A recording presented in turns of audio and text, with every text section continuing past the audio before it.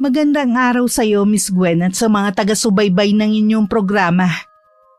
Tawagin niyo na lamang ako sa pangalang Farah. At edad 27 sa kasalukuyan. May isang anak at naninirahan dito sa Cavite. Sa mahigit 1 taong pakikinig sa inyong programa, naisipan ko na rin na magbahagi ng aking kwento. Sana magustuhan ng inyong mga tagapakinig at magbigay na rin ng inspirasyon at aral.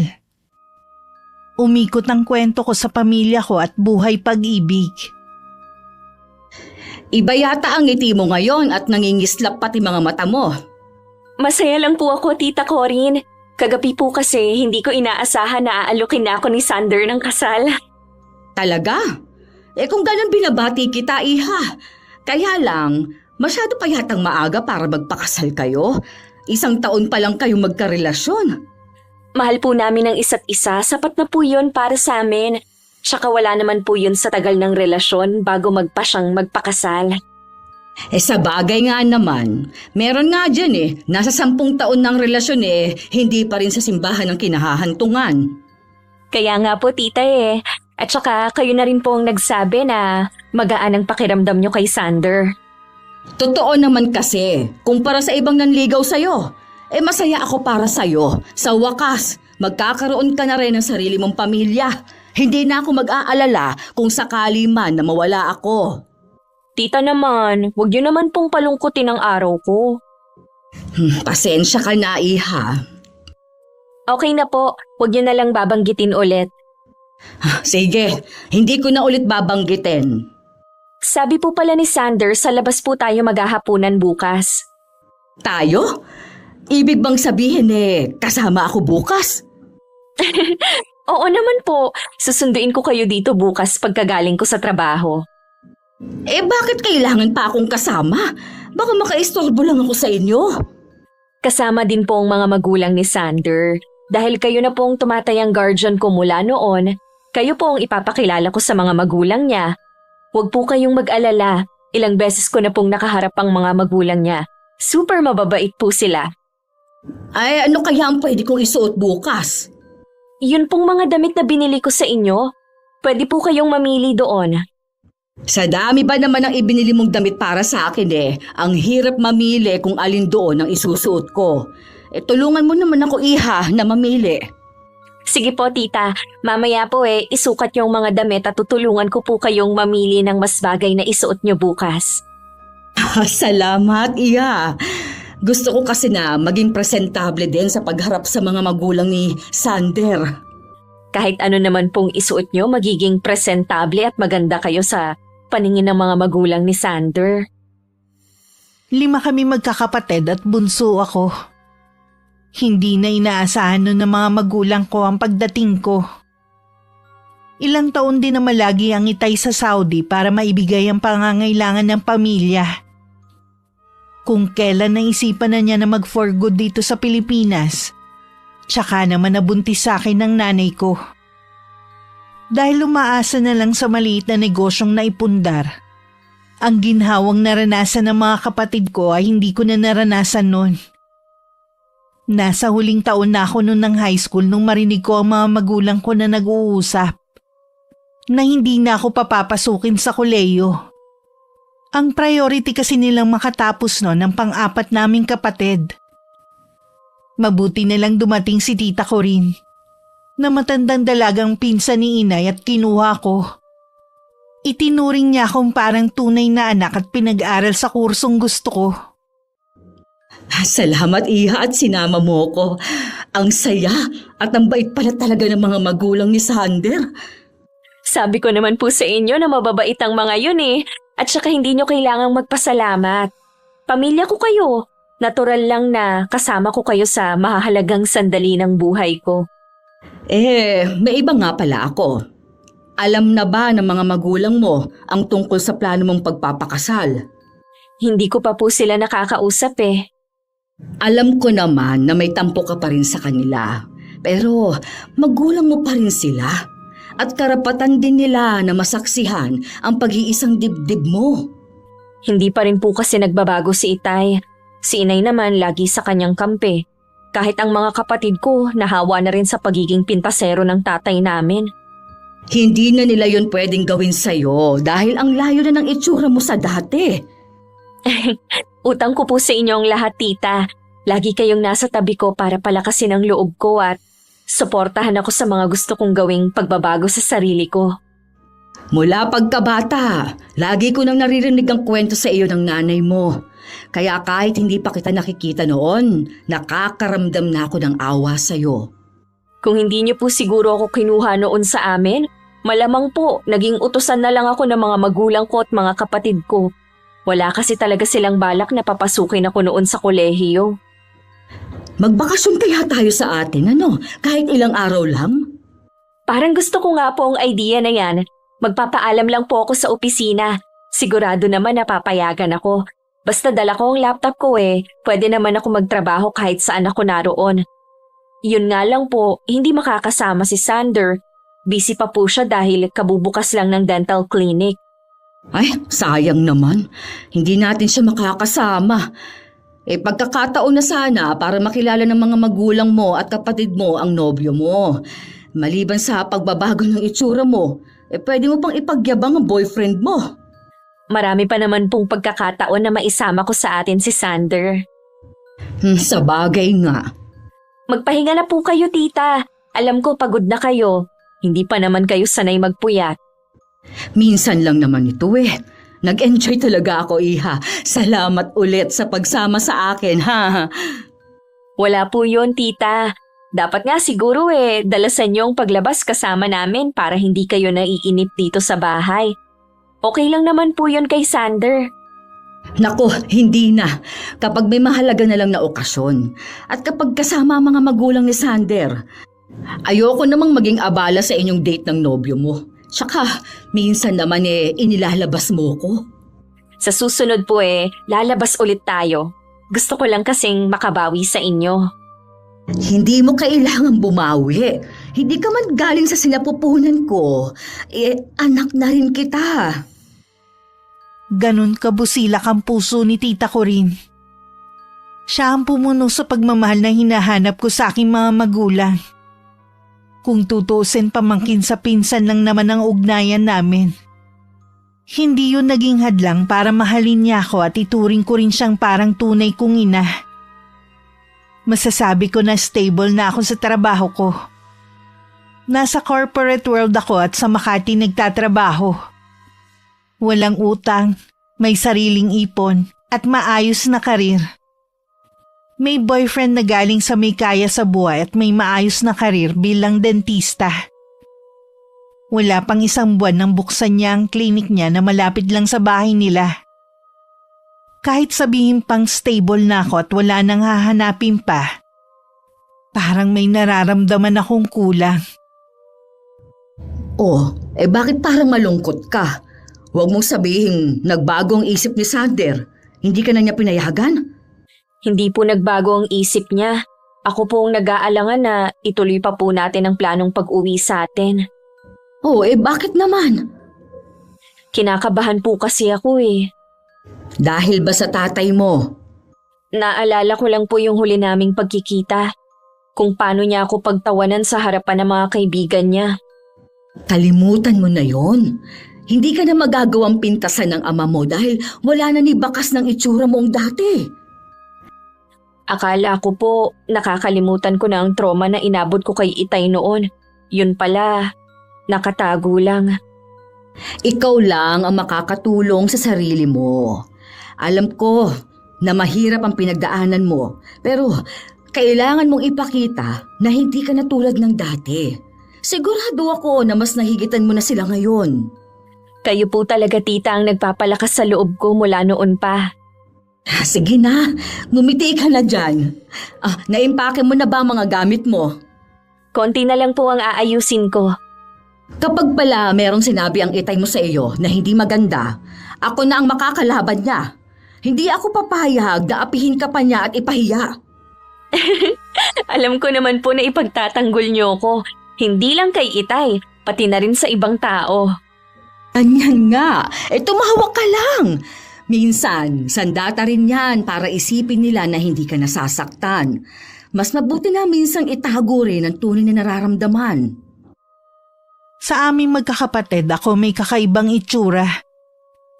Lumaki ko na pangit, ika nga sa aking ama.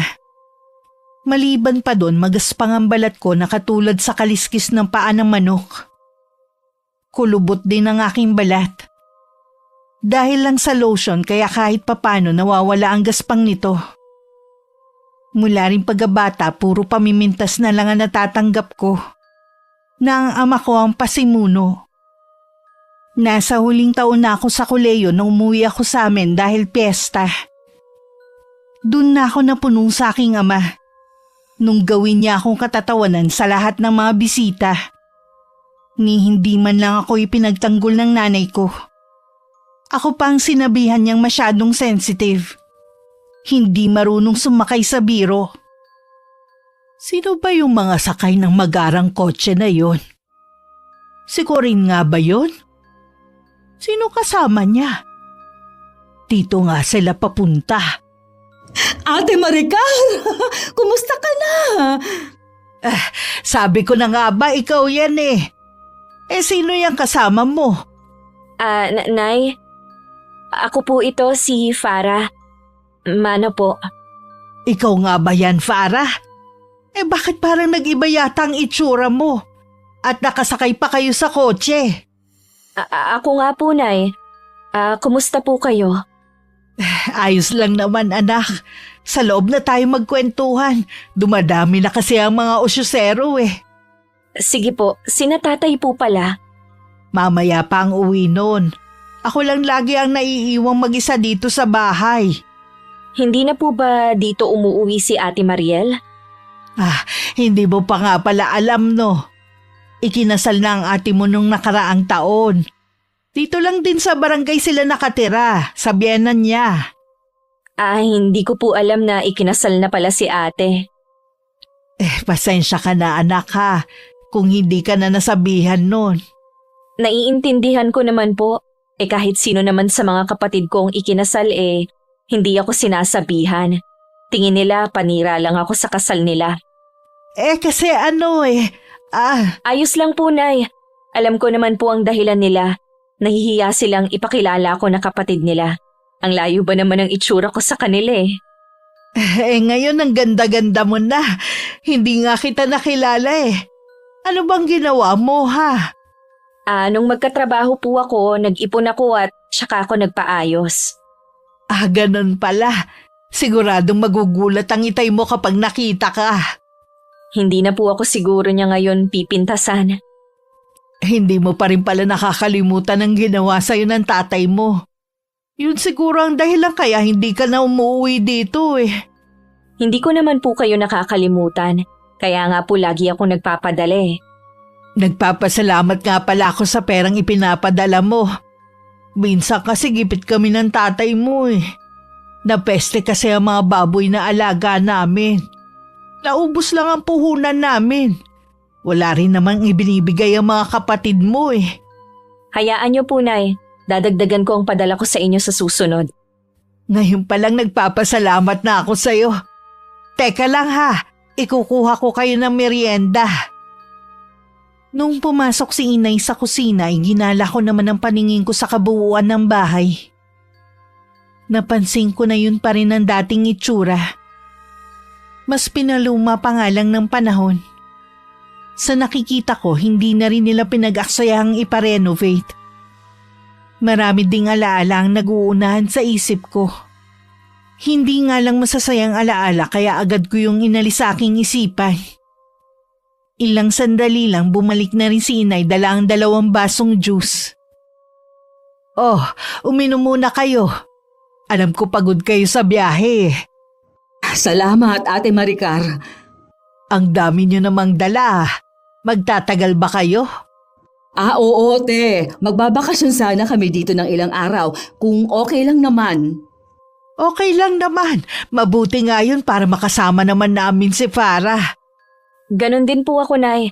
Gusto ko rin po kayong makasama. Siya nga pala, Farah. Sabihin mo na sa nanay mo. Anong ibig mo sabihin, Iha? Kasi po, Nay, ikakasal na po ako. Ha? Kanino naman? Kay Sander po. 1 taon na po kaming magkarelasyon.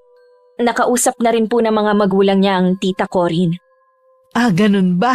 Di wala na palang problema. Plano ko rin po na papuntahin siya dito para makaharap niyo. Mabuti naman kung gano'n at inaalala mo pa rin kami. Siyempre naman ate, magulang pa rin kayo ni Farah. Sige na, inumin niyo na ang juice na inihanda ko. Aayusin ko lang yung kwarto na tutulugan niyo. Kasalukuyan kami noon nasa kwarto ni tita ko rin nang dumating ang tatay ko. Grabe ang kabog ng dibdib ko ng mga oras na yun. Bahagya pa nga ako nagulat nung kumatok si inay sabay tawag sa pangalan ko. Sabi niya gusto raw akong makausap ni Itay. Inayos ko muna ang sarili ko bago lumabas. Nakatayo sa gitna ng sala si Itay at napakunot ang noo habang nakatingin sa akin.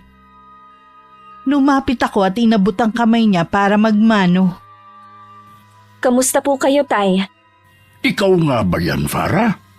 Bakit parang nag-ibang itsura mo? Sabi ko naman sa'yo kanina malaki na ang ipinagbago niya. Hindi lang itsura mo nagbago, pati katayuan mo sa buhay. Sa'yo ba yung kotse sa labas?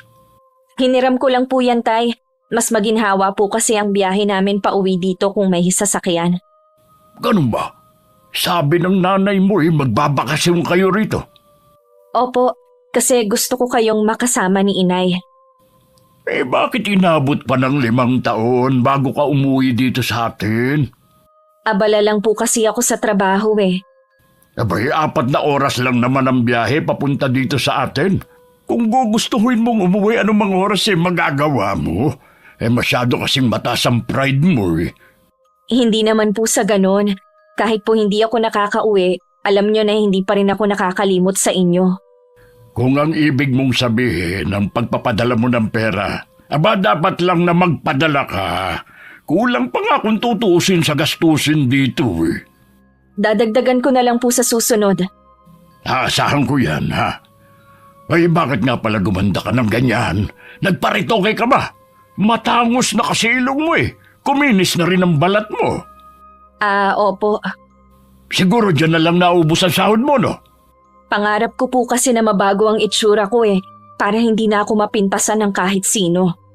Alam mo, para, mas mahalaga pa rin ang ugali kesa itsura. Aanhin mo naman ang ganda kung pangit naman ang ugali. Di wala rin. Bakit po kayo, Tay? Wala nang ginawang iba kundi laitin ang itsura ko. Mabait at masunurin naman ako sa inyo Ano ka mo? Farah, mabuti pa tawagin mo na ang tita ko rin mo. Kakain na kamo tayo ng hapunan. Sige po, Nay. Maiwan ko po muna kayo. Ay, palagay ko kaya nagpaganda ang anak natin dahil sa'yo. Bakit naman ako magiging dahilan niya? Nakalimutan mo na ba? Mula pagkabata wala ka nang ginawa kundi pintasan ng anak natin. Totoo naman na pangit siya noon. Ikaw naman kasi sa dami ng pwede mong paglihihan, paapa ng manok. At saka may edad ka na kasi noon nung pinanganak mo siya. Kaya puro latak na lang ang nakuha niya. Sana naman magbago ka na sa pakikitungo sa kanya. Palagay ko si Farah ang magbibigay sa atin ng kaginhawaan na hindi natin naranasan sa 4 nating anak. Hindi ako sigurado. Hanggat nasa poder siya ng tiyahin niya, malabo ang sinasabi mo. Siguradong kinokontrol siya ni Corinne. Hindi naman siguro. Kita mo nga na pinapadalhan niya tayo Kala mo naman napakalaki ng pinadadala niya sa atin. Di ba narinig mo naman dadagdagan niya ang perang pinapadala niya? Bago umalis si Farah, kausapin mo na paayos tong bahay natin kaysa maubos ang pera niya sa pagpapaganda. Babanggitin ko sa kanya sa ibang araw. Magtatagal naman sila dito Habang nandito sila, hinga mo ng pambili ng pagkain. Alangan naman na tayo pa magpapakain sa kanila. Nagbigay na nga si Farah kanina. Kaya nga nakabili ko ng masarap na ulam. Para tuloy ako nagutom. Maghain ka na nga para makakain na tayo. Dahil matagal na akong hindi kumakain ng hapunan ng mga magulang ko at si tita ko rin lang ang kumain nung gabing yun. Nagkulong lang ako sa kwarto at inayos ang mga ipamimigay ko sa pamilya ko. Ano na ba ang kinakain niyang si Farah ngayon? Kumakain pa rin naman siya ng kanin pero madalas sa umaga lang. Puro salad na lang ang kinakain niya. Yung ba yung mga dahon? Abay, maraming damo sa paligid. May kasama pang bulaklak. Kung gusto niya, ipangunguha ko siya bukas. Ano ka ba, Nicandro? Hindi magandang biro yan.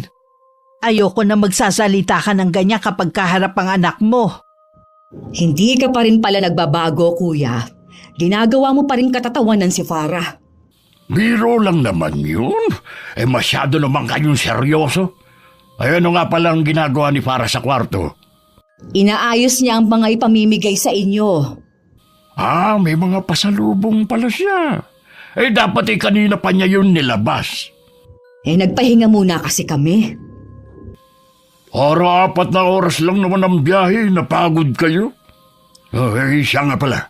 Totoo ba na abala si Farah kaya hindi nakakawi? Oo, katunayan nga niyan. Mula na magtrabaho siya ngayon lang siya nakapagbakasyon. Kasalanan naman niya yun. Ayaw niyang magbakasyon kung pwede naman yata. Nabanggit pala ng anak mo na ikakasal na siya.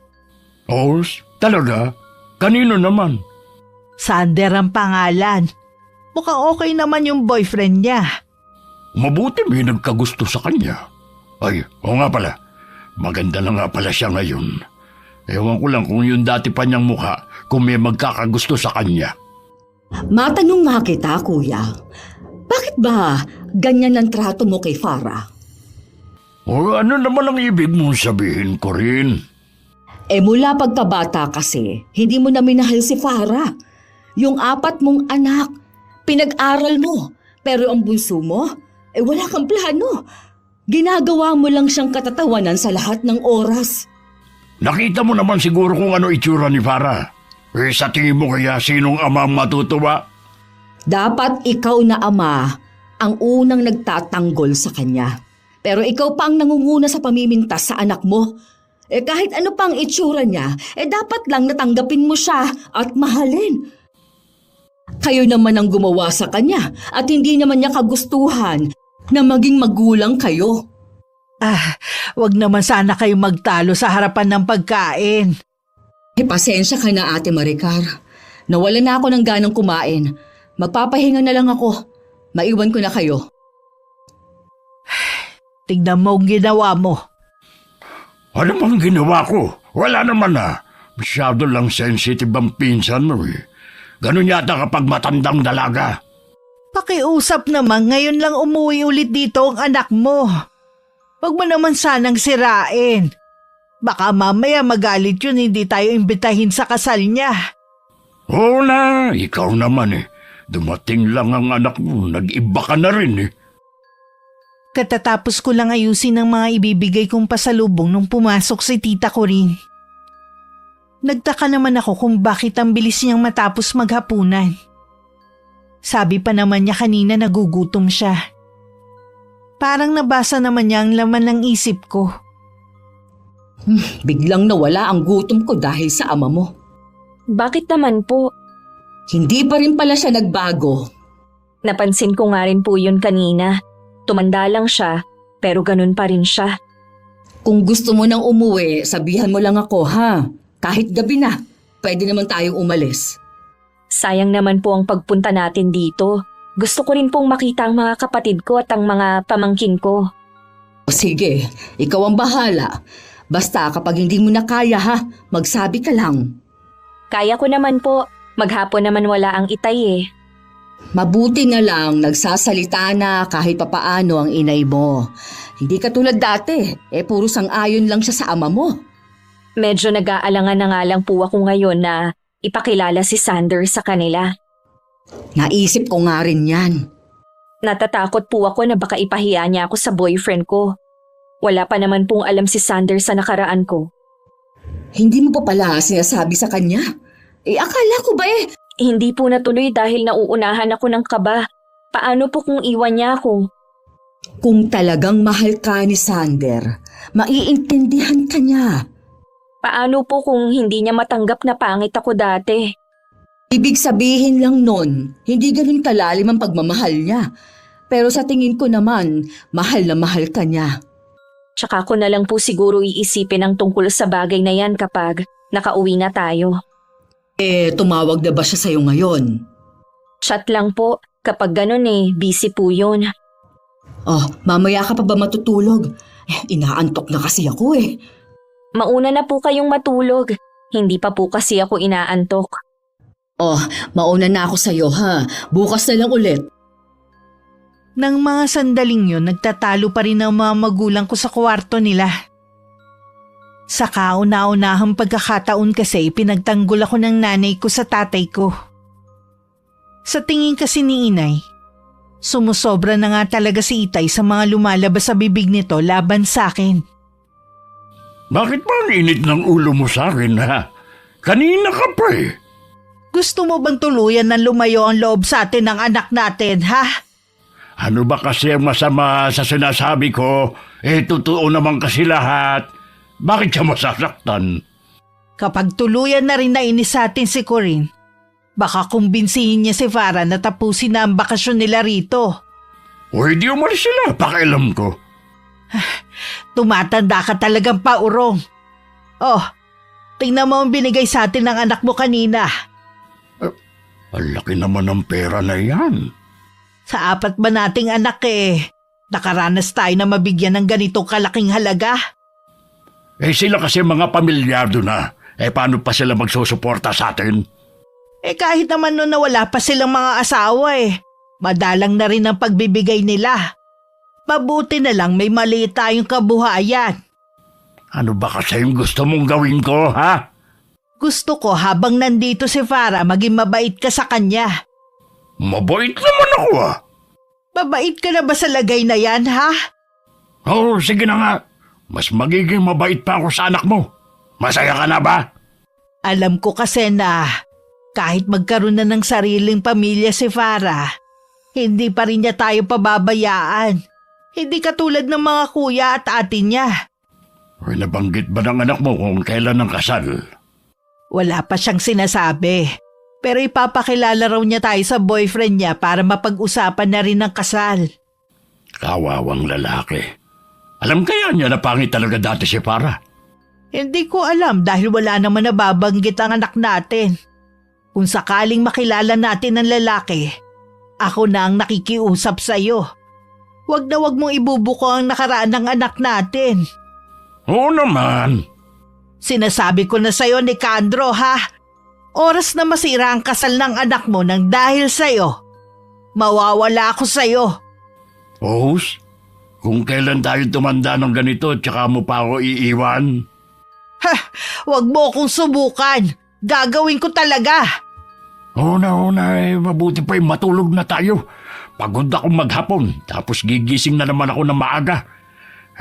Mas masarap pa ang buhay ko sa abroad noon. Di bumalik ka doon.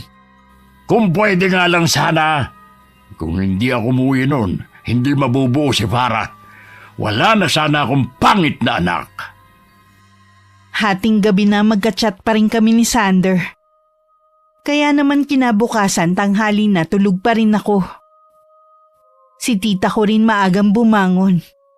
At naabutan pa niya ang pag-alis ni Itay para pumunta sa bukid. Nag-alok siya ng pwedeng itulong sa kusina pero tumanggi si Inay. Bisita kayo rito. Hindi mo kailangan tumulong. Magtimpla ka na lang ng kape mo. Hindi naman ako ibang tao para umasta na parang bisita dito. Tulog pa ba si Farah? Tulog na tulog. Hindi ko alam kung anong oras natulog ang batang yun kagabi. Kachat niya kasi si Sander. Hindi pa pala ako nagpapasalamat sa iyo dahil sa pagpapaaral mo at pagkupkup sa anak ko. Wala yon. Hindi mo kailangan magpasalamat.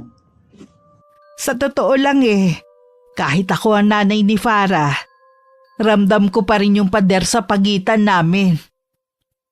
Abot kamay ko na siya ngayon pero parang napakalayo pa rin niya. Walang dapat sisihin kundi kayo ni Kuya Nicandro. Pasalamat pa rin kayo dahil likas kay Farah ang pagiging mabait. Sa kabila ng lahat inaalala pa rin niya kayo. Sana naman dalasan ni Farah ang pag-uwi dito sa bahay. Sabihin mo nga sa akin ang totoo. Bakit parang nag-iba na yata ang tingin mo kay Farah?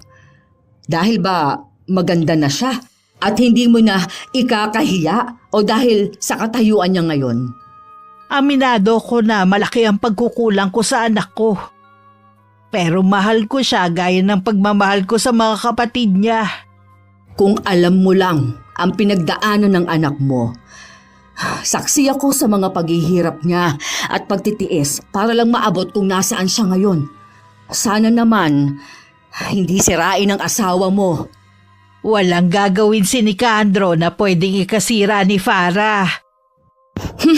Hanggang ngayon ipinagtatanggol mo pa rin si Kuya Nicandro kaysa sa anak mo. Hindi totoo yan. Binalaan ko na si Nicandro. Kaya nasabi ko na wala siyang gagawin para mapahiya ulit si Farah. Sana nga, Ate Maricar. Dahil ako na ang makakalaban ng asawa mo. Mahal ko si Farah. Higit sa sinasabi mong pagmamahal sa kanya. Para ko na siyang anak. Lahat gagawin ko para maging masaya lang siya. Mananagot din sa akin. Sino ang mananakit sa kanya? Huwag na nga muna natin yan pag-usapan. Gusto ko na maging masaya ang bakasyon nyo rito. Yun din talaga ang gusto namin. Mamaya paggising ni Farah, ipamimigay na niya ang mga pasalubong. Sinabihan ko na rin ng mga kapatid niya na nandito siya. Pupunta daw sila rito mamaya. Bago magtanghalian, dumating ang 4 kong kapatid at pamilya nila. Sandali sila natigilan na makita ko. Para silang namamalikmata sa pagkakatitig sa akin. Naiintindihan ko naman sila. Kaya lang natatawa pa rin ako sa itsura nila. Si inay na lang ang nagpaliwanag sa kanila. Hindi rin nakaligtas sa akin ang sinabi ng mga hipag ko. Akala raw nila pangit pa rin ako hanggang ngayon. Pagkatapos kong maibigay ang mga pasalubong ko sa kanila, umalis din sila agad. Pinigilan ko pa sila na doon na lamang magtanghalian. Pero kanya-kanya sila ng dahilan. Ano ba yung mga kapatid mo? Aba, parang sinisilihan ng mga puwet Nagmamadaling magsiuwi. Akala ko pa naman makakapag-bonding kami. Parang hindi nila ako na-miss. Ana pala, hindi mo muna ibinigay ang mga pasalubong mo para magtagal sila. Hayaan na lang natin sila. Wala naman akong magagawa kung hindi nila ako itinuturing na kapatid. Kung ano-ano kasi ang itinanim sa kanilang utak ng ama mo Sa halip na matuwa sila na maganda ka na, parang nadismaya pa sila. Palibhasa kasi, hindi ka nila mapagkakatuwaan. Makapal din naman ang mukha ng dalawa mong hipag, ano? Akala yata nila, hindi ko narinig ang mga sinabi nila kanina. Noon pa naman po hindi ko na sila kasundo. Hindi ko naman alam kung ano bang nagawa ko sa kanila. Wala kang ginawang masama sa kanila. Sadyang ganun lang talaga ang ugali nila. Siguro po, kailangan ko na lang tanggapin na ganun sila at ang mga kapatid ko. Iimbitahin mo pa rin ba sila sa kasal mo? Oo naman po, pamilya ko pa rin sila. Gusto kong nandun sila sa mahalagang okasyon sa buhay ko. Ay, ang bait mo talaga. Hindi mo dapat ito nararanasan sa sarili mong pamilya. Maswerte pa rin po ako kung tutuusin dahil may pamilya pa rin ako kumpara sa iba na ulila na talaga. Sa bagay nga. Siya nga pala. Baka meron kang mga kaibigan na gusto mong dalawin. Wala naman po akong naging kaibigan dito Ganun ba? Di, mamasal na lang tayo. Sige po, Tita Corinne, para hindi tayo mainip. Nagpaalam muna kami kay inay na mamamasyal sandali. Dahil hapon na, hindi na ganun kasakit ang init ng araw. Naglakad-lakad lang naman kami sa buong barangay namin. Doon lang namin napansin na wala pa rin palang pagbabago. Nadagdagan lang ang mga bahay. Bakit po hindi nyo naisip na dito tumira? Ang totoo niyan, laking syudad ako. Tingin namin ng mga kapatid ko, nakakainip ang buhay dito. Kaya nung namatay ang itay namin at nakuha ang parte ng lupa, ibinenta namin at saka kami nagkanya-kanya. Nakakainip nga po dito. Parang ang bagal ng usad ng buhay. Naiisip mo ba na tumira ulit dito? Ayoko na pong tumira dito. Wala naman po kasi akong magandang alaala sa lugar na to. Kung nalulungkot ka lang naman, naaalalahanin ng nakaraan, sabihin mo lang para makapag-impake na tayo. Madali lang naman pong umalis eh. Gusto ko pa rin po kasi na makausap ang mga magulang ko. O sige, ikaw ang bahala. Hindi na rin kami nagtagal ni tita ko rin. Pag-uwi namin, naroon na si Itay. Agad naman ako nagmano sa kanya. Hindi man lang siya ngumiti at ipinagpatuloy lang ang pagtingin sa mga dala ko. Ito lang pala ang dala mo. Akala ko pa naman espesyal. Kaya siguro hindi rin nagtagal dito mga kapatid mo kanina. Hindi ko po kasi alam ang dadalhin, kaya puro pagkain na lang. Okay na rin to. Pampulutan ng iba. Pagtsatsagaan na lang namin ang mga ito. Umiinom ka pa rin pala, kuya? Oo naman, pero madalang na nga lang. Dapat siguro tay, wag na kayong uminom. Masama na po kasi yun sa kalusugan lalo na may edad na rin kayo. Nagsimula lang naman akong uminom nung pinanganak ka. Mabuti nga hindi ako nalulung sa pag-inom ng alak eh. Kumbaga, gusto ko lang makalimot. Hanggang ngayon po ba pangit pa rin ang tingin nyo sa akin? Kapag tinitignan kita ngayon, ang dati mo pa rin mukha nakikita ko sa'yo. Swerte mo pa rin, nakabingwit ka ng lalaking mapapangasawa mo. Dapat nga siguro hindi na lang kami umuwi dito. Aba para, huwag ka nga mag-inarte dyan. Porke maganda ka na ngayon, ganyan ka nang umasta. Hindi naman po ako nag-iinarte. Akala ko kasi ngayong maganda na ako, magiging proud na kayo sa akin. Paano ako magiging proud sa isang retokada, ha? Hindi ko na po alam kung saan ako lulugar. Nung pangit ako, ikinakahiya niyo ako. Ngayon naman, ganun niyo pa rin ako tratuhin. Kahit na anong gawin mo, hindi na magbabago ang trato ko sa'yo. Kaya huwag ka nang umasa pa na matutuwa ako sa'yo. Hindi ko na napigilan pa ang tumakbo papasok sa kwarto. Agad naman akong sinundan ng tiyahin ko. Sa loob ng silid doon ako umiyak dahil sa sama ng loob. Nawalan na rin ako ng pag-asa na magagawa akong mahalin ni Itay. Mabuti pa, aayusin ko na ang mga gamit natin. Buong buhay ko, wala na akong ginawa kundi ang mamalimos sa atensyon ni Itay.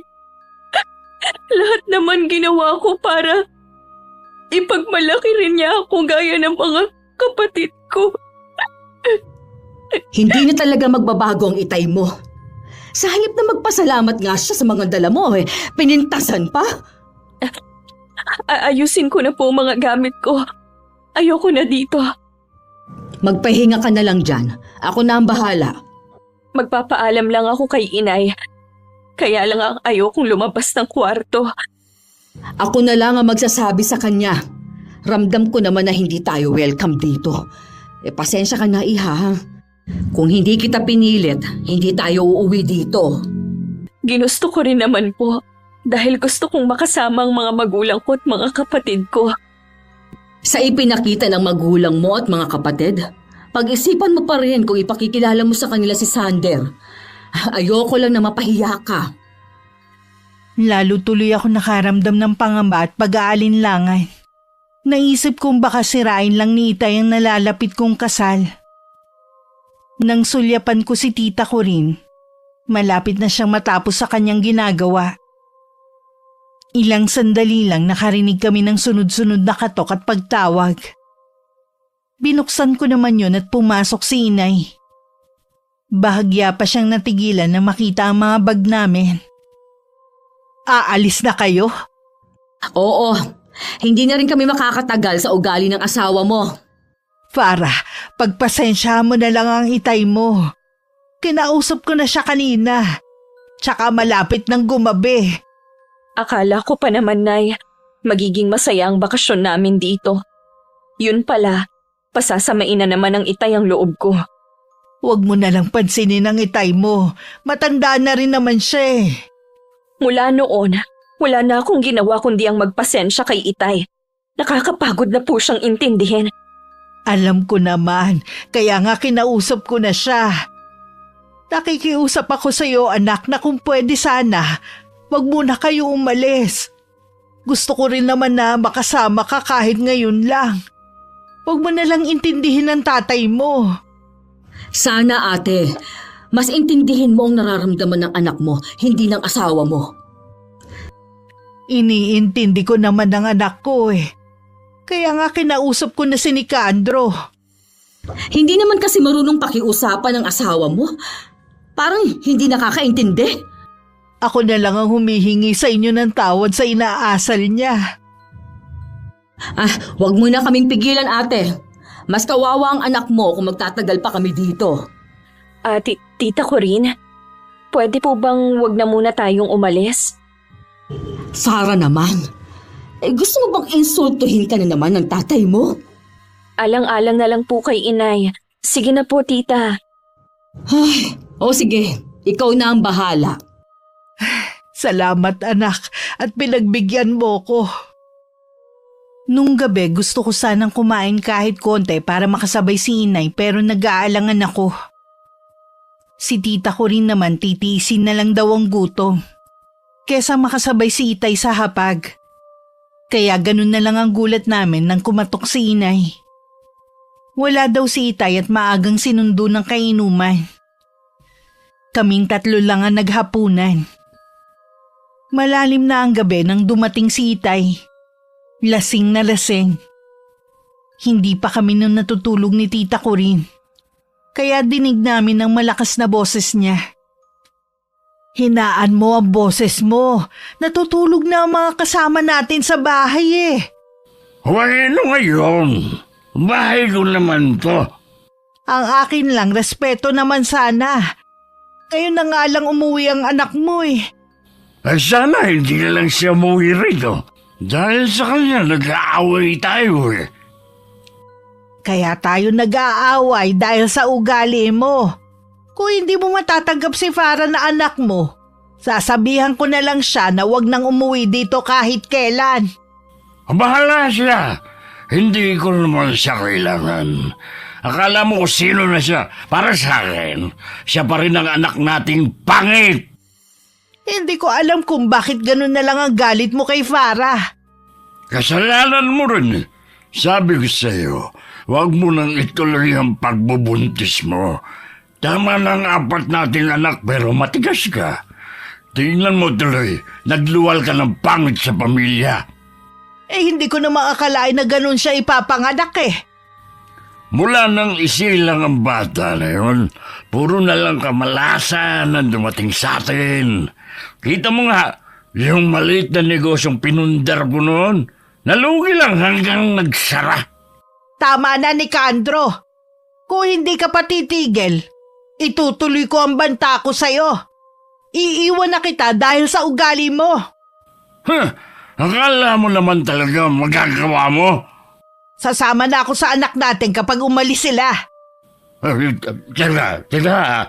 Seryoso ka ba sa sinasabi mo? Mukha ba ako nagbibiro ha? Maricar naman, huwag mo naman akong iwan. Ang tagal na natin nagsasama eh. Bukas sumingi ka ng tawad kay Farah. Muna. Gagawin ko lang yung sinasabi mo. Hindi ko maiwasang mapangiti. Yun kasi ang kauna-unahang beses kong narinig na ipinagtanggol ako ni Inay laban kay Itay. Ang natitirang tampo ko sa kanya tuluyan nang naglaho sa puso ko. Napagtanto ko din na mahal ako ni Inay. Marahil hindi lang niya maipakita nun dahil takot din siya kay Itay. Kinabukasan bago umalis humingi nga ng dispensa si Itay sa mga binitiwan niyang salita. Dama ko na napipilitan lang siya dahil sa takot na iwan ni Inay. Pero ang mahalaga habang naroon kami, wala na akong maririnig na masasakit na salita sa kanya. Salamat po, Nay, sa pagtatanggol sa akin kay Itay. Dapat nga noon ko pa to ginawa eh. Huwag mo sanang isipin na mas pinapaboran ko ang mga kapatid mo kaysa sa'yo noon. Kung ano man po ang nangyari sa nakaraan, wala na po yun sa akin. Kalimutan na po natin. Habaan mo pa sana ang pasensya mo sa tatay mo habang nandito ka. Hindi mo naman na siya makikita. Nay, baka po bumalik ako ulit dito pero kasama ko na si Sander. Kausap ko po siya kagabi. Gusto niya kayong makilala. Wala namang problema kung pupunta siya rito eh. Mabuti nga yun na makilala naman namin. Kung inaalala mo ang tatay mo, ako nang bahala sa kanya. Ngayon pa lang po nagpapasalamat na ako sa inyo. Ngayon lang ako bumabawi sa'yo kaya hindi mo kailangan magpasalamat sa akin. Siya nga po pala, Nay. Magsabi lang kayo kung may kailangan kayo, ha? Kung ano na lang ang ibigay mo anak, hindi ko naman tatanggihan eh. Wala naman kami na itulong sa pag-aaral mo. Kaya wala kaming karapatan na humingi sa'yo. Gusto ko lang pong mag-share ng kung anong meron ako. Kaya wag na po kayong mahiya. Ikaw na ang bahala, iha. Napansin ko po, Nay, luma na tong bahay natin. Akala ko po ba ipapaayos ito ni Kuya noon? Ang dami nga nilang plano sa bahay na to eh. Hindi naman natuloy. Mag-iipon lang po ako para maipaayos natin ang bahay natin. Paano mo pa magagawa yun mag-aasawa ka na?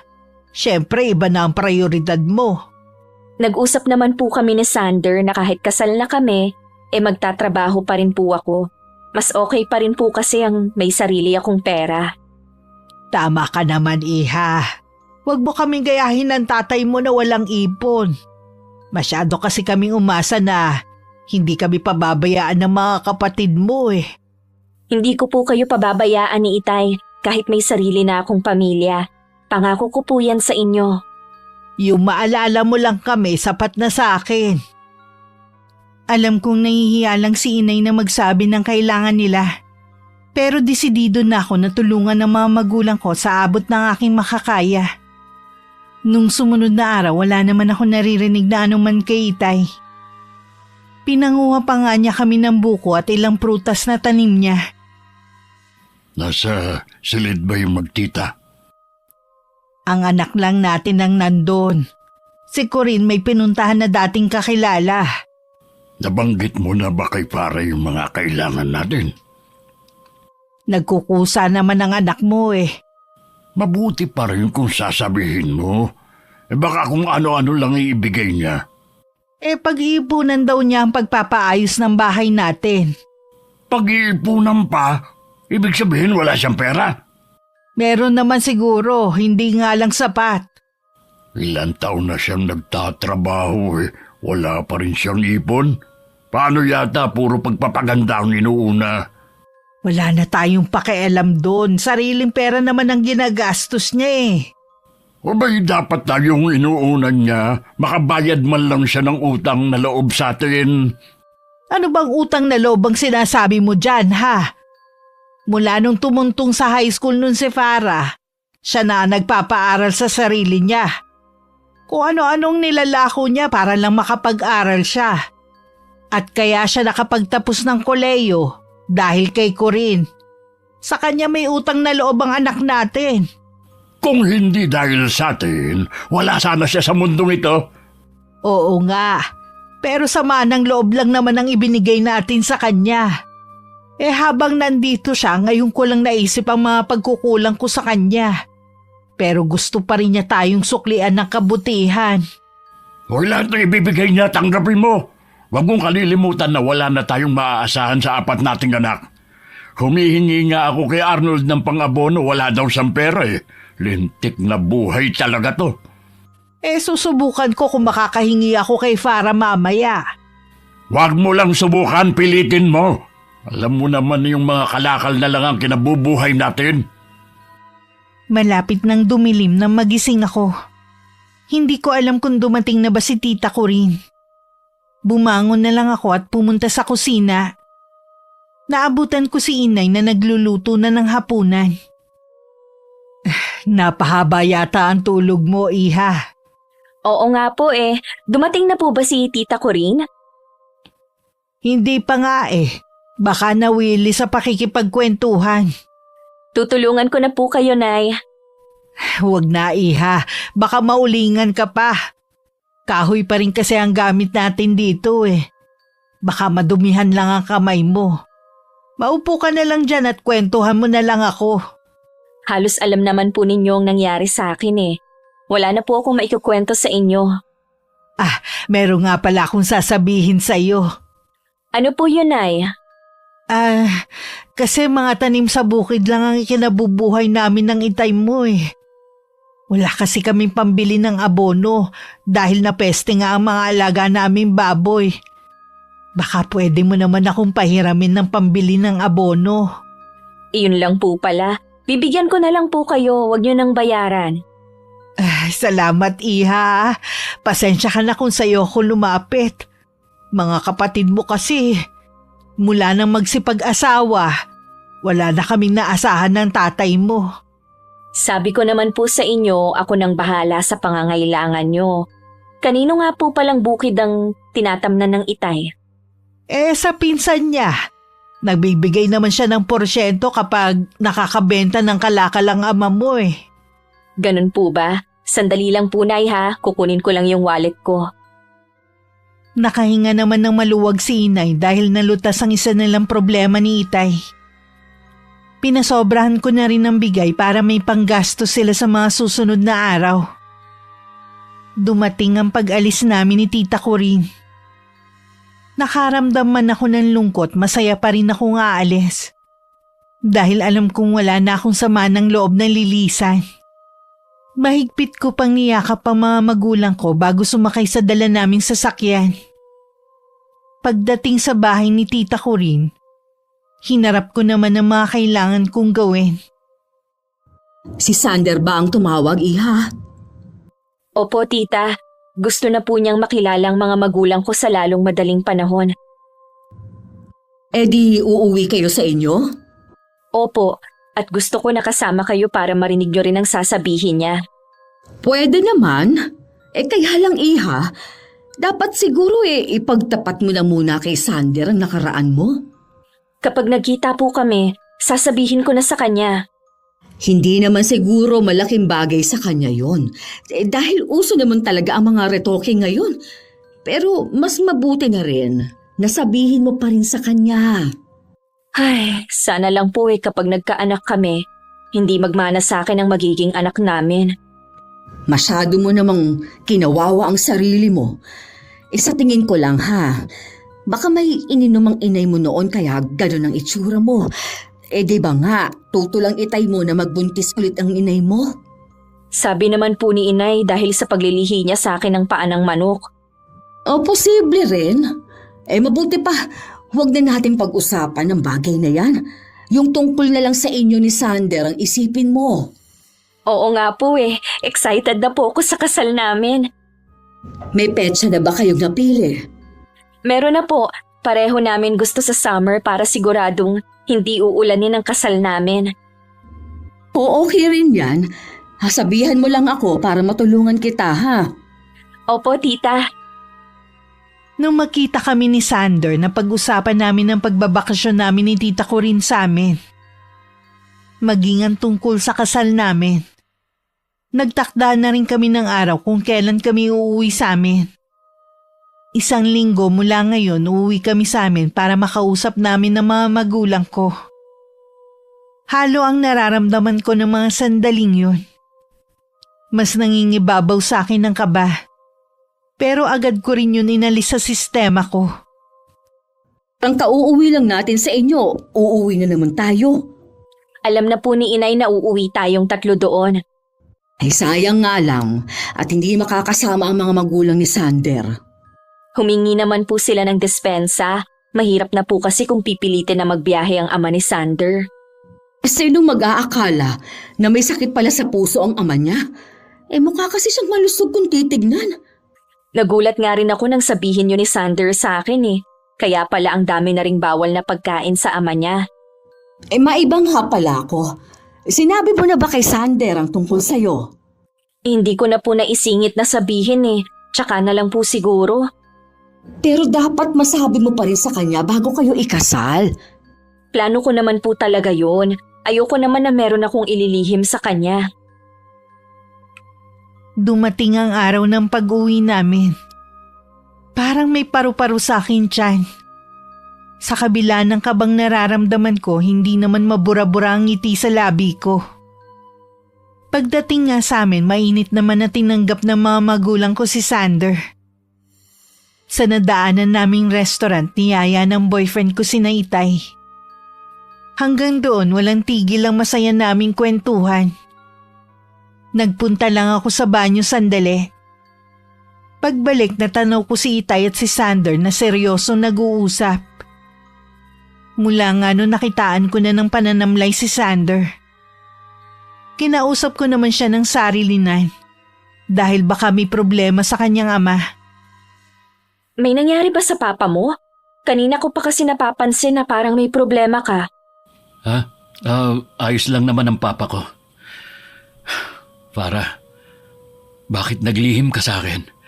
Akala ko ba magiging tapat tayo sa isa't isa? Ha? Hindi kita maintindihan. Kinausap ako ng itay mo. Pag-isipan ko daw kung talagang ikaw ang gusto kong makasama habang buhay. Marami naman daw ibang babae dyan na masigit na maganda at hindi tulad mong retokada. Sinabi yun ng Itay sa'yo? Oo, hindi lang yun. Ipinakita rin niya mga litrato mo nung hindi ka pa maganda. Sander, hayaan mo naman akong magpaliwanag o. Sasabihin ko naman sa'yo tsumitsyempo lang ako. Sa tingin ko, pag-isipan muna natin ang mga plano natin. Kailangan ko rin kasing kausapin ang mga magulang ko eh. Nagbago na ba ang isip mo dahil nalaman mo na hindi ako maganda? Nagulat lang ako. Hindi ko kasi inaasahan ang matutuklasan ko eh. Sana noong ka pa umamin. Nawala na ba yung pagmamahal mo sa akin? Hindi ganun kadali na mawawala ang pagmamahal ko sa'yo. Ang gusto ko lang sana bigyan pa natin ng panahon na makilala ang isa't isa. Alam ko na. Sige, hindi na kita pipigilan na umalis. Patawarin mo ako, Farah. Bigyan mo pa ako ng panahon. Itutuon ko muna ang panahon ko kay Papa. Nang maiwan ako mag-isa, tsaka ako magulgul ng iyak. Mabuti na lang nasa pinakalikod ako ng restaurant kung saan naroon ng garden. Walang tao ng mga sandaling yun. Kaya malaya akong maglabas ng samaan ng loob. Nandito ka lang pala. Kanina pa namin kayo hinahanap ni Sander. Nasaan nga pala siya? Teka, bakit ka umiiyak? Wala na po si Sander. Umalis na po siya, tita. Ha? Bakit? Ano bang nangyari? Nalaman na po niya ang totoo. Nagtapat ka na ba sa kanya? Bakit naman ngayon pa? Hindi po ako. Si Itay po ang nagsabi sa kanya kung ano-ano pa pong sinabi niya kay Sander. Ipinapakita pa niya ang mga litrato ko noon. Ay, ano bang klaseng ama ang meron ka? Hindi ako makapaniwala na kaya niyang sirain ang buhay mo. Nauna na akong umuwi sa bahay ng mga magulang ko at nagkulong na lang sa kwarto. Kung hindi rin lang gabi na, aalis na ako sa lugar namin. Parang sasabog sa matinding galit ang puso ko dahil sa ginawa ni Itay sa akin. Galit na kinausap din ni tita ko rin si Itay tungkol sa ginawa niyang pagsira sa kaligayahan ko. Nagbibiro lang naman si Nicandro eh. Masyado lang sensitive si Sander. Anong biro? Hindi ginagawang biro ang bagay na yon. Sinira ng asawa mo ang kaligayahan ni Farah. Para yun lang? Mabuti na nga rin yun para malaman natin ang totoong ugali ng lalaking yun. Sinadya mo talagang sirain ang buhay ng anak mo. Anong klase kang ama? Baka nakakalimutan mo kung nasaan ka.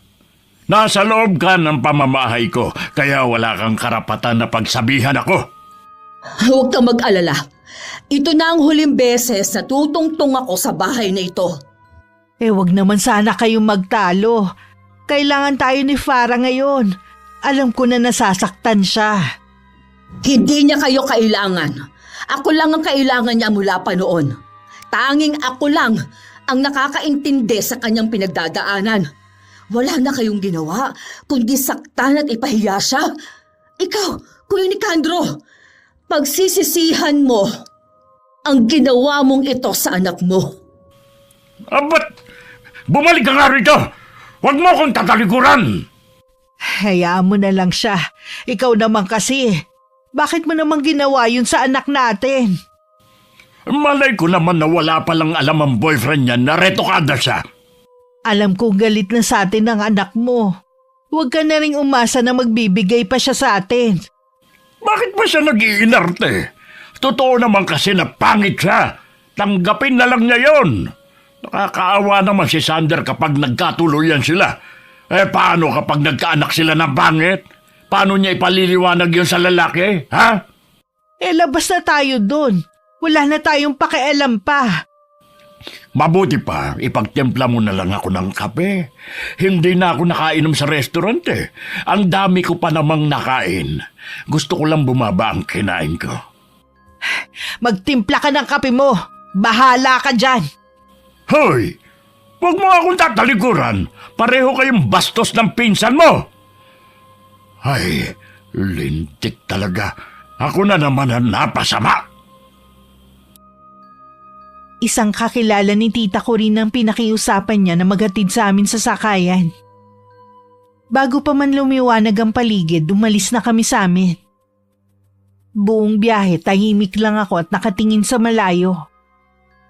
Pagka-uwi namin, tuluyan na ako nagbago. Ayoko nang pumasok nun sa trabaho. Gusto ko na lang magkulong sa kwarto. Nawalan na ako ng pag-asa na mabuhay. Iha, pupuntahan ko si Sander. Huwag niyo pong gagawin yan. Nagdesisyon na siyang iwan ako. Kung ayaw niyong magalit ako sa inyo, huwag kayong makikialam sa akin. Hindi ko kasi matiis na makita kang nahihirapan. Walang dapat sisihin kundi si Itay. Sa dami ng pwedeng maging ama, bakit siya pa ang naging tatay ko? Hindi ko siya mapapatawad sa ginawa niya sa'yo. Maraming beses ko nang pinalampas ang ginawa niya. Pero hindi ang isang ito. Kailangan siya magbayad. Ayoko na silang maging magulang. Ayoko na silang makita kahit kailan. Kahit puro hindi magaganda ang ginagawa nila sa akin, gusto ko pa rin silang tulungan. Pero bakit puro pananakit na lang ang ginaganti nila sa akin? Tahan na, Iha. Mararanasan din ng ama mo ang mga ginawa niya sa'yo. Pangako yan. Tita, bakit ba puro na lang pagdurusa ang dinadanas ko? Masaya ka naman na. Kaya lang, mula na magkaroon ka ulit ng koneksyon sa mga magulang mo, doon ulit nagsimula ang kamalasan mo. Hindi pa kasi ako nakontento na kayo ang kasama ko eh. Sana hinayaan ko na lang na malayo ako sa kanila. Naiintindihan naman kasi kita. Alam ko na nangungulila ka sa pagmamahal ng mga magulang mo at hindi ko yun kayang punan kahit gaano pa kita kamahal. Mula ngayon, tuluyan ko ng pinuputol ang relasyon ko sa kanila. Sa bawat araw na lumilipas na hindi ako nagiging maayos ang lagay, parang dinudurog ang puso ni tita ko rin. Kahit ano rin ang pag-aalon niya sa akin, mas pinipili kong magkulong na lang sa kwarto. Lalo pa ako nalugmok sa matinding kalungkutan nang mabalitaan namin na umalis papuntang ibang bansa si Sander at ang mga magulang niya. Isang araw na pasukan na lang ako ni tita ko rin na wala ng malay at duguan. Napatili na lang siya habang pilit akong ginigising. Mabuti na lamang narinig ng mga kapitbahay ang paghingi niya ng tulong. Agad ako naitakbo sa pinakamalapit na ospital. Huwag mo na ulit gagawin na maglaslas ng pulso, ha? Ninakot mo ako ng husto. Mabuti na lang walang natamaan na ugat. Sorry po tita kung Pinag-alala ko kayo. Napakahina ko na talaga pagdating sa problema. Gusto mo bang magpakalayo-layo muna para makalimot ka? Huwag na po, Tita Corinne. Mag-aaksaya lang po tayo ng oras at pera. Hindi ganoon kadali na makalimot. Kailangan mong maging matatag, Iha. Lalo na ngayon. Ang sabi ng doktor, 2 buwan ka nang nagdadalang tao. Oh, totoo po ba yan? Oo, Iha. Magiging nanay ka na. Paano po kung kasing pangit ko din na lumabas ang batang to? Mararanasan din ba niya ang mga pinagdaanan ko?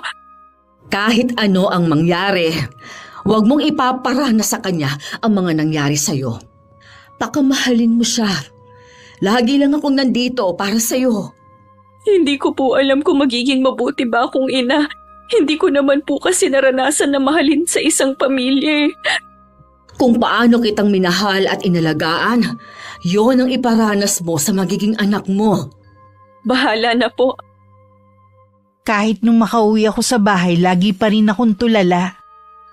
Mabuti na nga lang napipilit na akong kumain ni Tita Corinne. Lingid sa akin, may pinaplano na pala siya. Kung paano makakaganti sa tatay ko sa pamamagitan ng kulam. Isang kakilala ang nagturo sa kanya kung kanino siya pwedeng lumapit. Malaki nga lang ang hinihingi pero hindi na niya yun inisip. Ilang araw lang tumatalab na ang orasyon kay Itay. Inakala lang ni Inay dahil sa pagod at katandaan na rin ang pagkakasakit ng aking ama. Ay, paano kaya yan? Wala ka nang iinuming gamot bukas. Nilapitan ko na lahat ng mga anak natin eh. Wala rin silang pera. Lumapit ka na ba kay Para? Ay di ba nangako siya na tutulungan tayo?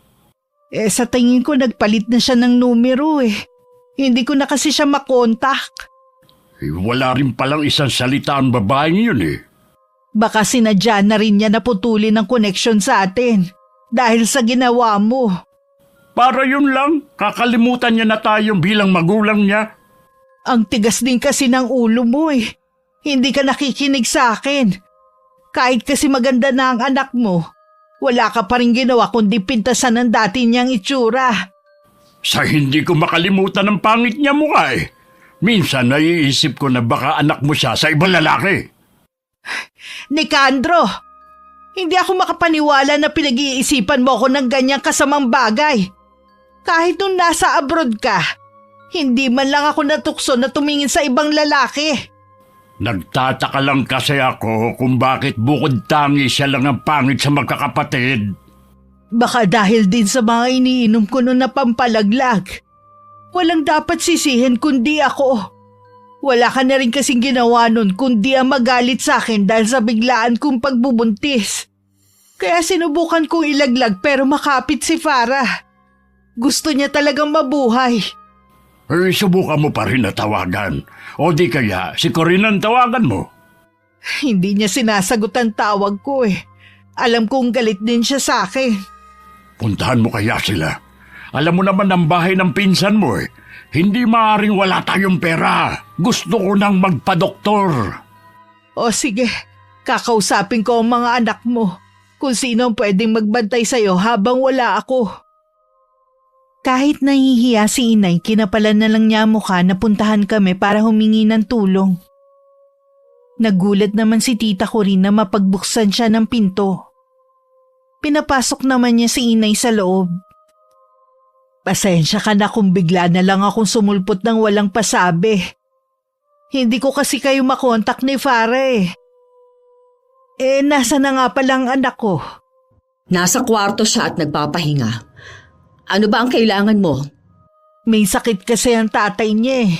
Kailangan namin ng tulong ni Farah. Pagkatapos ng ginawa ni Kuya Nicandro sa anak ninyo, hihingi pa rin kayo ng tulong?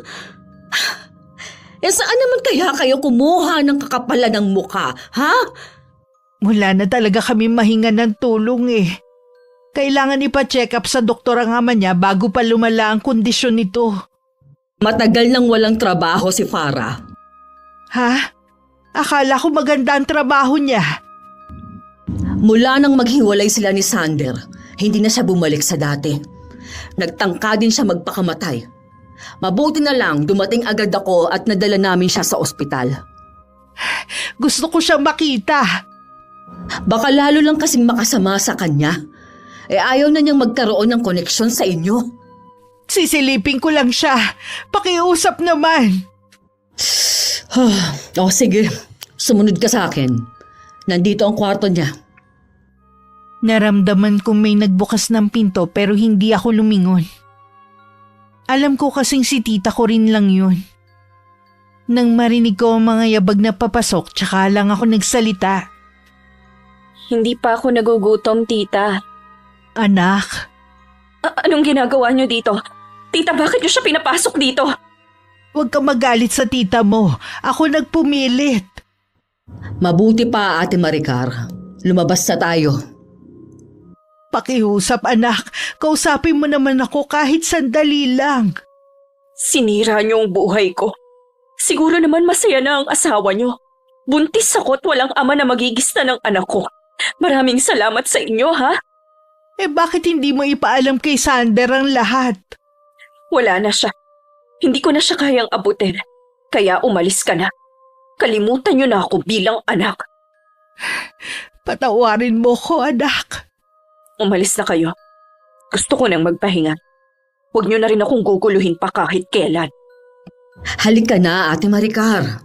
Sa labas na lang tayo mag-usap. Tumalikod na lang ako para hindi ko makita ang nakakaawang itsura ni inay.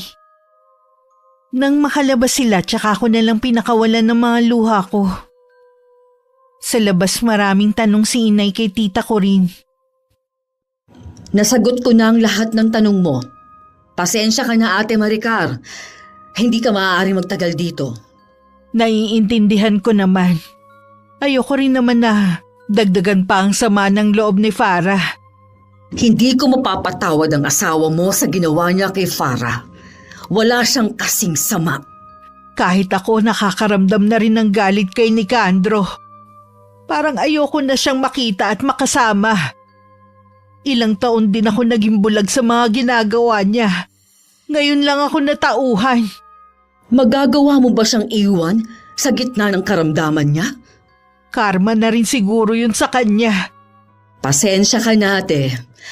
Bibigyan na lang kita ng pamasahe para makauwi ka sa inyo. Maselan magbuntis ang anak mo. Ayoko may masamang mangyari sa kanya kung makikita ka pa niya. Nauunawaan ko. Ikaw na ang bahala kay Farah, ha? Ingatan mo siya. Sana balang araw magawa niya akong patawarin. Panahon na lang ang makakapagsabi. Hayaan nating maghilom muna ang kanyang sugat. Umuwi din si inay nung araw na yun. Nang makita nga siya ni Itay, biglang umaliwalas ang mukha nito. Mag-isa lang din siya ng mga oras na yun. Hindi rin kasi nakatagal ang isa kong kapatid sa pagbabantay sa kanya. O ano, dadalhin mo na ba ako sa ospital?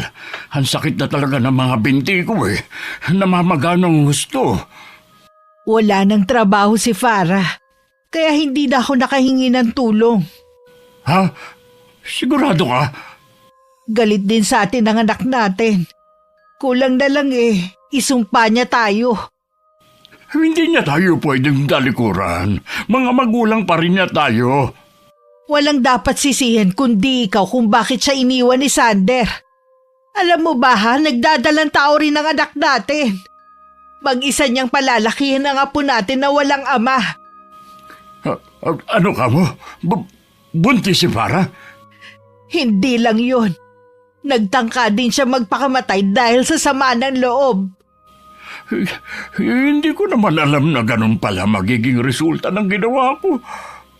Magsisi ka man, huli na ang lahat. Ang laki ng kasalanan natin kay Farah. Paano pa niya tayo mapapatawad? Paano naman ako? Puro ka na lang paano ka. Puro sarili mo na lang ang iniisip mo. Nakakasawa ka nang intindihin. Hindi ko naman kasi sinasadya Sinungaling! Sinadya mong sirain ang buhay ng anak natin. Wala kang kwentang ama at asawa. Sana noon pa kita iniwan. Iiwan mo ko dahil may sakit na ako. Ganun ba? Isusoli na kita sa mga kapatid mo. Bahala na sila sa'yo. Gusto ko naman alagaan ang anak ko. Babawi ako sa lahat ng pagkukulang ko sa kanya. Nagmamakaawa ako sa'yo. Huwag mo naman akong iwan. Kailangan kita. Pangako kapag gumaling ako, magbabago na ako. Hindi ka na magbabago pa kahit gumaling ka. Yan na talaga ang ugali mo. Sa dami ng pwede mong ipamana sa 4 mong anak, yang ugali mo pang yan ang nakuha nila sa'yo. Kinausap ni Inay ang mga kapatid ni Itay na ipagamot ang kapatid nila. Ipinaliwanag niya na wala na siyang ibang malalapitan. Nang dumalaw nga sila, nakita nila ang kalagayan ng aking ama. Ang isang kapatid ni Itay nagkahinala na hindi pangkaraniwan ng sakit nito. Kaya naman nagpatawag agad siya ng albularyo. At dun nga nakumpirma na merong kumukulam kay Itay. Walang ibang gagawa nito sa akin, kundi si Farah. Anak pa talaga natin ang pinagbibintangan mo. Alam mo meron din siyang pinagdadaanan. Narinig mo naman siguro sinabi ng albularyo. Matindi ang galit ng taong nagpapakulam sa akin. Sa tingin mo, sino pa bang gagawa nun, ha? Sa dami ng mga may galit sa'yo, siguradong isa sa kanila ang gumawa nito sa'yo. Lubayan mo nga ang anak natin. Malakas ang pakiramdam ko na si Farah ang gumawa nito. Subukan mo lang na sabihin sa mga kapatid mo na si Farah ang pinaghihinalaan mo. Ora mismo, lalayasan kita. Huwag mo akong tinatakot. Hindi mo magagawang umalis. Saan ka naman pupunta, ha? Galit din sa'yo si Farah. Baka nga isunod ka na rin niyang ipakulam. Kung gagawin nga niya yun, maluwag kung tatanggapin ang parusa niya. Kung tutuusin kulang pa sa atin ang gagawin niya.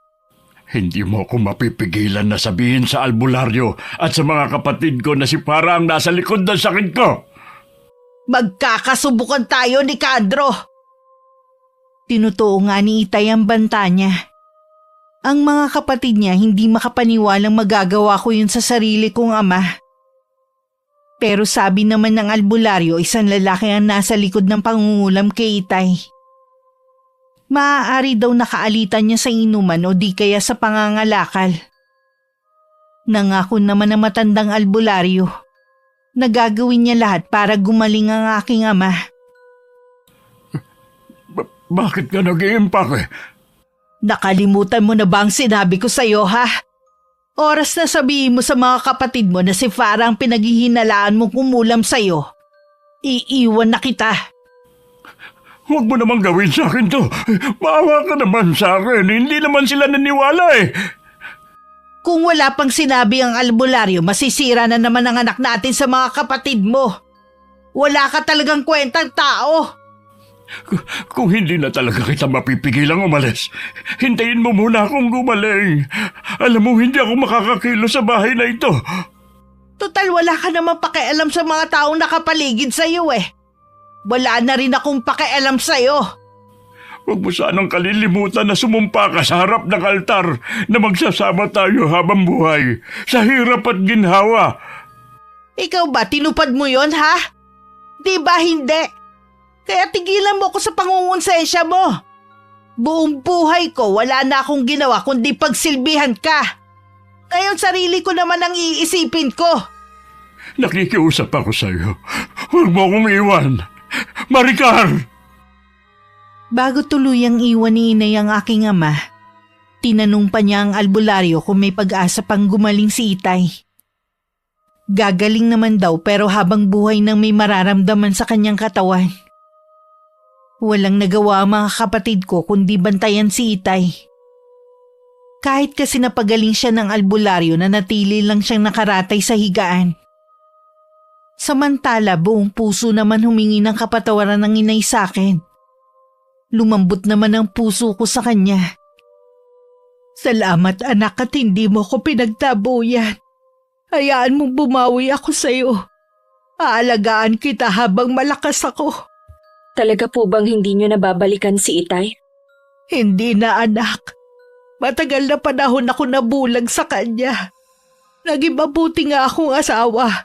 Hindi ko naman nagampanan ng pagiging ina ko, lalo na sa'yo. Gusto ko rin na makasama kayo. Salamat po akong pinili nyo. Hindi pa rin pala nagsisisi si Kuya Nicandro. Tama lang sa kanya ang iwanan mo. Mabuti na tauhan ka na. Hindi ko na talaga kaya. Naubos na ang pasensya ko sa kanya nang pagbintangan niya ang anak namin na nagpapakulam sa kanya. Kulam? Iyon ang sakit ni Itay? Oo, iha. Mabuti na lang sinabi ng albularyo na lalaki ang nagpapakulam sa kanya. Siguro gusto lang siyang turuan ng leksyon. Siguro. Pero hindi naman siya nagbago. Hanggang salita lang siya. Huwag na lang po natin pag-usapan ang nangyari kay Itay. Pasensya ka na, iha. Mula ngayon hindi ko nababanggitin ang tungkol sa itay mo. Nakalimutan kong baka makasama sa kalagayan mo. Mula ng araw na yun sa amin na tumira si inay. Wala naman naging problema kay tita ko rin. Dati naman kasi sila naging malapit sa isa't isa nung dalaga pa si inay. Lingid sa aming kaalaman, bumalik ulit ang tiyahin ko sa mangkukulam na hiningan niya ng tulong. Gusto niya kasing bigyan pa ng mas malalang sakit ang aking ama, na sinunod naman ng mangkukulam.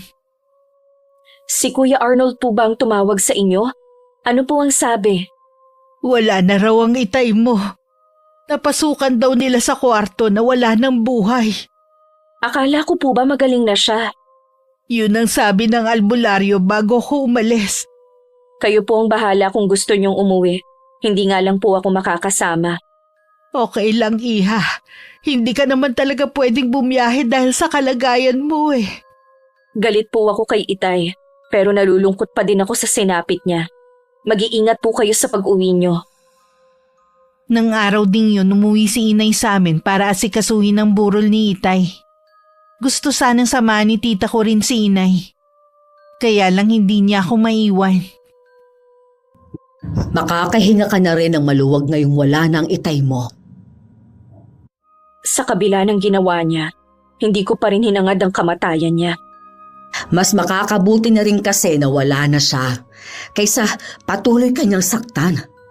Hindi naman po niya ako masasaktan dahil malayo na ako sa kanya at wala naman akong balak na makipagkita sa kanya.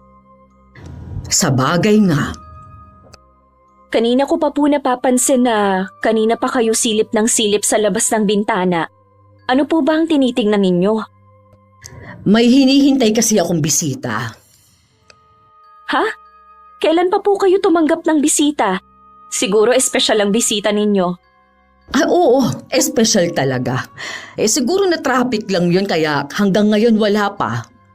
Baka nga po.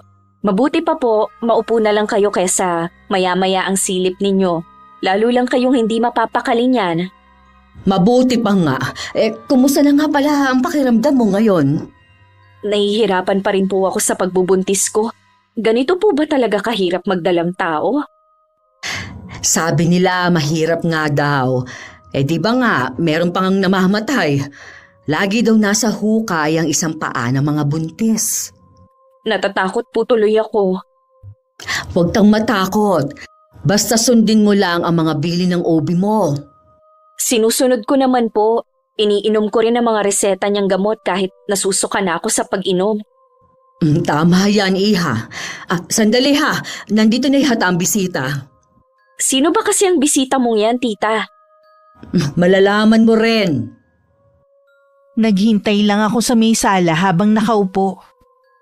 Hinahaplos ko lang ang tiyan ko dahil naninigas na naman. Kulang na lang lumabas ang puso ko nang makilala ang taong kasabay na pumasok ni tita ko rin. Ilang sandali rin bago ko makahanap ng sasabihin. Sander? Anong ginagawa mo dito? Una sa lahat, patawarin mo ko kung basta na lang kitang iniwan. Magulo lang talaga ang isip ko. Pero napag-isip-isip ko na mahal kita kahit ano pa man ang itsura mo dati. Siguro sa'yo okay lang. Paano naman ang mga magulang mo? Ang totoo niyan, pinagalitan ako ni Mama dahil sa ginawa kong pagtalikod sa'yo. Siguro kung malalaman ni Papa, baka pati siya magalit sa akin. Kumusta na nga palang papa mo? Maayos na ang lagay niya ngayon. May sasabihin din ako sa'yo. Wala na ang itay ko. Ha? Kinalulungkot ko nangyari. Pero bakit ka nandito? Hindi kasi ako pwedeng bumiyahe eh. Oo nga pala, nabanggit ng tita mo na buntis kang araw. Kung alam mo lang kung gaano mo ako pinasaya, hayaan mong bumawi ako sa mga naging kasalanan ko sa'yo. Dalawa na kayong gustong bumawi sa akin. Si inay kasama na rin namin at gusto niya ring bumawi sa akin. Salamat naman at nagkaayos na kayo. Wala akong hangad kundi ang kaligayahan mo, Farah.